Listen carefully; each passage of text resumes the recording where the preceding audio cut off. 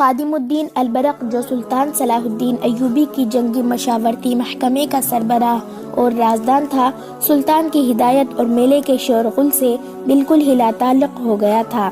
لڑکی ایک جادو بن کر اس کی عقل پر غالب ہو گئی تھی۔ اس نے لڑکی میں دلچسپی کا اظہار کیا، اسے لڑکی نے قبول کر لیا تھا۔ اس سے دونوں کے لیے سہولیات پیدا ہو گئی۔ البرق نے کہیں ملنے کو کہا تو لڑکی نے جواب دیا کہ وہ خریدی ہوئی لونڈی ہے اور اس بوڑھے نے اسے قید میں رکھا ہوا ہے، وہ اس پر ہر وقت نظر رکھتا ہے۔ لڑکی نے یہ بھی بتایا کہ بوڑھے کے گھر میں 4 بیویاں ہیں۔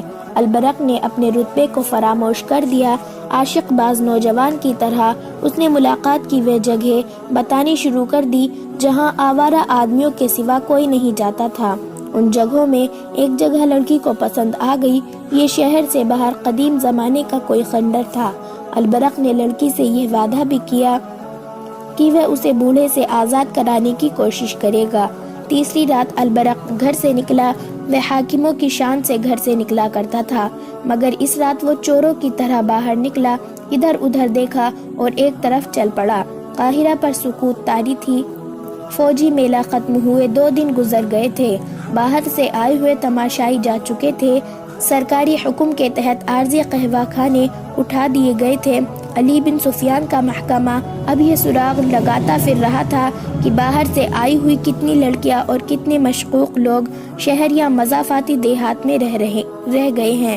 میلے کا مقصد پورا ہو چکا تھا۔ 2 ہی دنوں میں 4000 نوجوان فوج میں بھرتی ہو گئے تھے اور مزید بھرتی کی توقع تھی۔ البرق شہر سے نکل گیا اور اس نے اس کھنڈر کا رخ کیا جہاں لڑکی کو آنا تھا۔ صحرائی گدڑوں کے سوا زمین و آسمان گہری نیند سو گئے تھے۔ لڑکی نے البرق سے کہا تھا کہ وہ بوڑھے کی قیدی ہے اور وہ اس پر ہر وقت نظر رکھتا ہے۔ پھر بھی البرق اس امید پر جا رہا تھا کہ لڑکی ضرور آئے گی۔ ممکن خطروں سے نپٹنے کے لیے اس کے پاس ایک خنجر تھا۔ عورت ایسا جادو ہے کہ جس پر طاری ہو جائے وہ کسی کی پرواہ نہیں کیا کرتا۔ عقل و دانش اس کا ساتھ چھوڑ جاتے ہیں۔ البرق پختہ عمر کا آدمی تھا، مگر وہ نادان نوجوان بن گیا تھا۔ اسے اندھیرے میں خنڈر کے قریب ایک تاریک سایہ سیر کے پاؤں تک لبادے میں لپٹا ہوا نظر آیا اور خنڈر میں جذب ہو گیا تو وہ تیز تیز چلتا خنڈر میں پہنچا۔ گری ہوئی دیوار کے شگاف سے وہ اندر آ گیا۔ آگے اندھیرا کمرہ تھا۔ چھت میں بڑی زور سے کوئی بہت بڑا پرندہ فڑفڑایا۔ البرق نے ہوا کے تیز جھونکے محسوس کیے اور اچانک اس کے منہ پر تھپڑ پڑا۔ اس کے ساتھ ہی اسے چھی چھی کی آواز سنائی دینے لگی۔ وہ جان گیا کہ یہ بڑے چمگادڑ ہیں جن کے پنجے اس کا منہ نوچ ڈالیں گے۔ وہ بیٹھ گیا اور پاؤں پر سرکتا کمرے سے نکل گیا۔ کمرہ اڑتے چمگادڑوں سے بھر گیا تھا۔ آگے صحن تھا جس کے ارد گرد گول برآمدہ تھا۔ البرق نے یہ بھی نہ سوچا کہ ایک خریدی ہوئی قیدی لڑکی جس پر ہر وقت نظر رکھی جاتی ہے اس ہیبت ناک خنڈر میں کیسے آئے گی، مگر برآمدے میں کسی کے قدموں کی دبی دبی آہٹ نے اسے بتایا کہ یہاں کوئی موجود ہے۔ اس نے کمر سے خنجر نکال کر ہاتھ میں لے لیا۔ اس کے سر پر چمگادڑ اڑ رہے تھے۔ فڑفڑانے کی آوازیں ڈراؤنی تھی۔ البرق نے آہستہ سے پکارا، آصفہ۔ لڑکی نے اسے اپنا نام بتا دیا تھا اور میلے میں یہ بھی بتا دیا تھا کہ وہ کس طرح فروخت ہوئی ہے۔ آپ آ گئے، اسے آصفہ کی آواز سنائی دی۔ وہ برآمدے میں سے دوڑتی آئی اور البرق کے ساتھ چپک گئی۔ کہنے لگی، آپ کی خاطر جان کو خطرے میں ڈال کر آئی ہوں، مجھے جلدی واپس جانا ہے۔ بوڑھے کو شراب میں نیند کا سفوف پلا کر آئی ہوں، وہ جاگ نہ اٹھے۔ البرق نے پوچھا، کیا تم اسے شراب میں زہر نہیں پلا سکتی؟ آصفہ نے کہا، میں نے کبھی قتل نہیں کیا، میں نے تو کبھی یہ بھی نہیں سوچا تھا کہ اس طرح کسی غیر مرد سے ملنے اس ڈراونے خنڈر میں آؤں گی۔ البرق نے اسے بازوؤں میں جکڑ لیا۔ اچانک ان کے پیچھے برآمدہ روشن ہو گیا۔ جس کمرے سے البرق گزر کر آیا تھا اس میں سے 2 مشالیں نکلی۔ یہ لڑکیوں کے سروں پر تیل میں بھیگے ہوئے کپڑے لپیٹ کر بنائی گئی تھی۔ ان کے شعلے خاصے بڑے تھے۔ البرق نے آصفہ کو اپنے پیچھے کر لیا۔ اس کے ہاتھ میں خنجر تھا۔ کیا یہ خنڈر میں رہنے والی بدروح تھی یا لڑکی کے تعاقب میں اس کا خاوند آ گیا تھا؟ البرق ابھی سوچ ہی رہا تھا کہ ایک آواز گرجی، دونوں کو قتل کر دو۔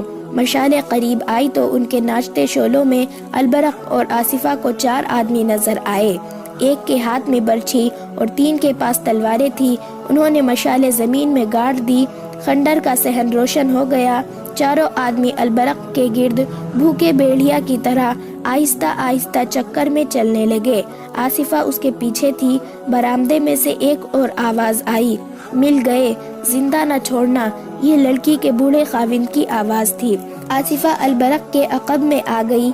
اس نے غصے سے بوڑھے سے کہا، آگے آؤ اور مجھے قتل کرو، میں تم پر لعنت بھیجتی ہوں، میں اپنی مرضی سے یہاں آئی ہوں۔ چاروں مسلح آدمی ان کے گرد کھڑے تھے۔ برچھی والے نے برچھی آہستہ آہستہ آصفہ کی طرف کی اور اس کی نوک اس کے پہلو سے لگا کر کہا، مرنے سے پہلے برچھی کی نوک دیکھ لو، لیکن تم سے پہلے یہ شخص تڑپ تڑپ کر تمہارے سامنے مرے گا جس کی خاطر تم یہاں آئی ہو۔ آصفہ نے جھپٹا مار کر برچھی پکڑ لی اور جھٹکا دے کر برچھی چھین لی۔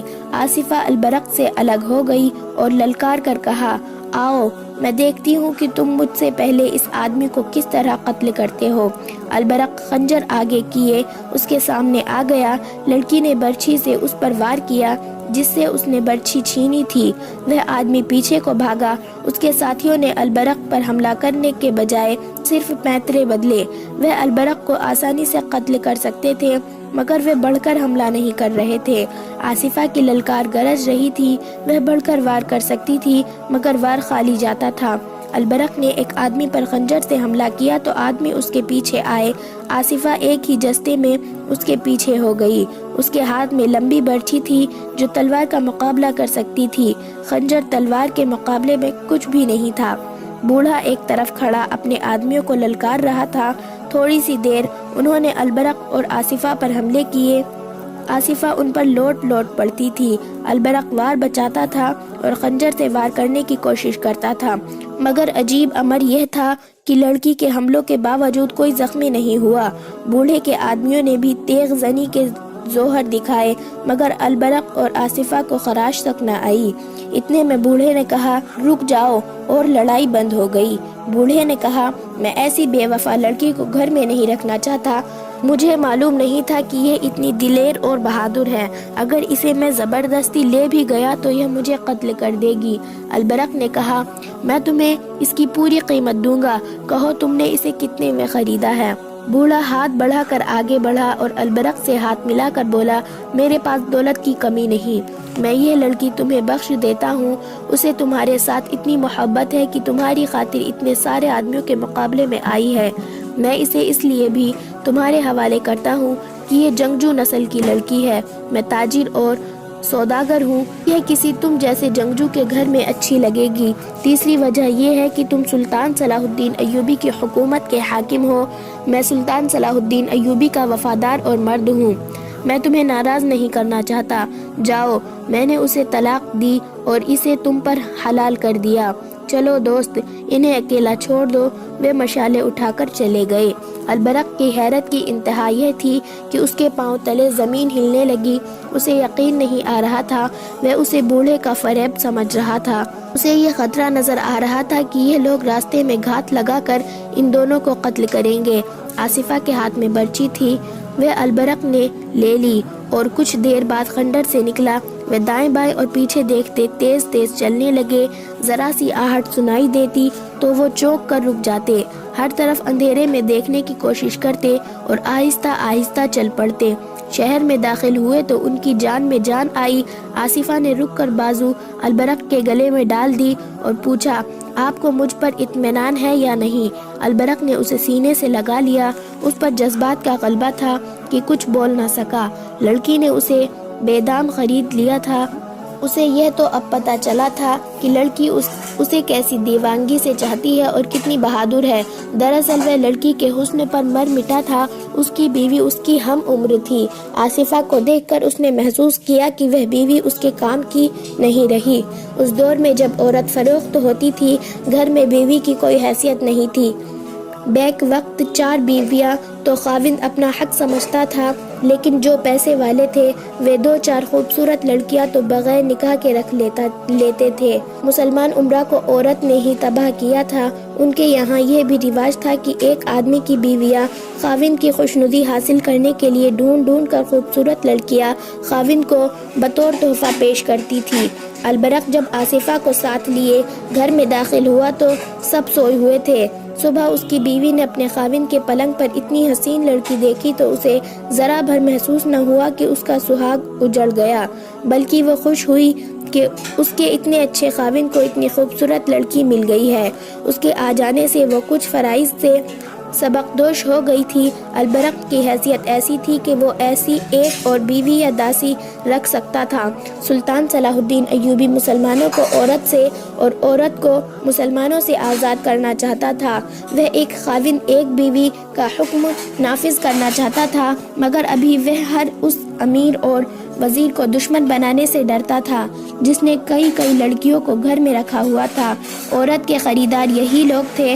انہی کی دولت سے عورت کھلی منڈی میں نیلام ہوتی تھی، اغوا کی وارداتیں ہوتی تھی، قتل اور خون خرابہ ہوتے تھے، اور عمرہ اور حاکموں کی زن پرستی کا ہی نتیجہ تھا کہ عیسائیوں اور یورپیوں نے لڑکی کی مدد سے سلطنت اسلامیہ کی جوڑوں میں زہر بھر دیا تھا۔ اس کے علاوہ سلطان صلاح الدین ایوبی کو یہ احساس بھی پریشان کیے رکھتا تھا کہ یہی عورت مرد کے دوش بدوش کفار کے خلاف لڑا کرتی تھی، مگر اب یہ عورت جو جہاد میں مرد کے لیے آدھی قوت تھی، مرد کی تفریح اور عیاشی کا ذریعہ بن گئی ہے۔ اس سے صرف یہ نہیں ہوا کہ قوم کی آدھی جنگی قوت ختم ہو گئی ہے، بلکہ عورت ایک ایسا نشہ بن گئی ہے جس نے قوم کی مردانگی کو بیکار کر دیا ہے۔ سلطان صلاح الدین ایوبی عورت کی عظمت بحال کرنا چاہتا تھا۔ اس نے ایک منصوبہ تیار کر رکھا تھا جس کے تحت وہ غیر شادی شدہ لڑکیوں کو بقایا فوج میں بھرتی کرنا چاہتا تھا۔ اسی کے تحت حرم بھی خالی کرنے تھے، مگر ایسے احکام وہ اسی صورت نافذ کر سکتا تھا کہ سلطنت کی خلافت یا امارت اس کے ہاتھ آ جائے۔ یہ مہم بڑی دشوار تھی۔ اس کے دشمنوں میں اپنوں کی تعداد زیادہ تھی اور وہ جانتا تھا کہ قوم میں ایمان فروشوں کی تعداد بڑھتی جا رہی ہے۔ اسے یہ معلوم نہیں ہوا تھا کہ اس کا ایک ماتحت خاص اور حکم کے رازوں کا رکھوالا خادم الدین البرق بھی ایک نوجوان حسن کو گھر لے آیا ہے، اور یہ لڑکی اس کے اعصاب پر ایسی بری طرح چھائی ہوئی ہے کہ وہ اب فرائض سلطنت سے بے پرواہ ہو سکتا ہے۔